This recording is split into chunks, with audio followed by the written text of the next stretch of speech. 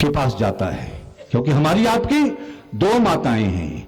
एक माँ के गर्भ से हम पैदा होते हैं, क्या बात। और एक माँ भारत माँ, जहां हम अपने सारे क्रियाकलाप संपादित करते हैं। और वह पुत्र सीधे अपनी जन्मदायिनी माँ के पास जाता है जो बीमार है, और उससे बात करता है। देखिए हमारे देश की मातृशक्ति में कितने बलिदान की जो है एक बहुत बड़ी परंपरा है।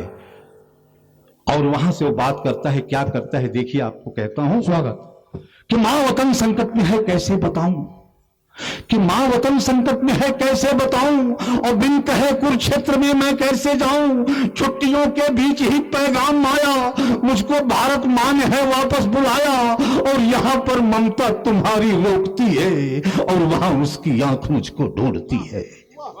यहां पर ममता तुम्हारी रोकती है, और वहां उसकी आंख मुझको ढूंढती है। और मैं इसी उलझन में हूं, किसको हंसाऊं, तेरे आंसू पोष दूं या वहां जाऊं, तेरे आंसू पोष दूं या वहां जाऊं। तो हंस के माता ने कहा, सुत इधर आओ, अपने माथे को जरा नीचे झुकाओ।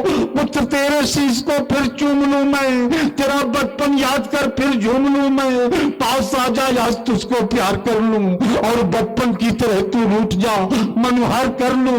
अरे सच है बूढ़ी देह का तू ही सहारा, और सच है जर्जर नाव का तू ही किनारा।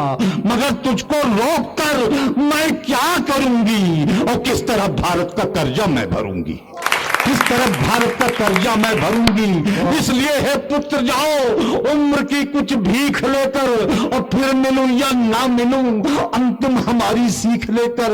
कि मेरे बेटे किसी भय से हमारी आंख मत देना, मेरे बेटे किसी भय से हमारी आंख मत देना।